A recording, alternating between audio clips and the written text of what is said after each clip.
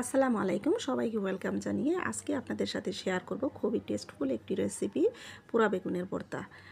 আর এই ভর্তা বানাতে প্রথমে বেগুনটাকে ভালো করে ধুয়ে বেগুনের গায়ে সরিষার তেল মাখিয়ে নিতে হবে। বেগুনের গায়ে সরিষার তেল মাখিয়ে নিলে বেগুনটাকে পুড়লে ছিলকাগুলো সহজে আলাদা করা যায়। আর এই বেগুনটা তেল ছাড়াও পোড়া যায়, তবে তেল ছাড়া পুড়লে বেগুনের ছিলকাগুলো মচমচে হয়ে যায় আর সেগুলো উঠাতে একটু কষ্ট হয়ে যায় আর চামড়াগুলো লেগে যায়। এখন বেগুন ভর্তা বানানোর জন্য আমি মরিচগুলোকে ভালোভাবে ভেজে নেব।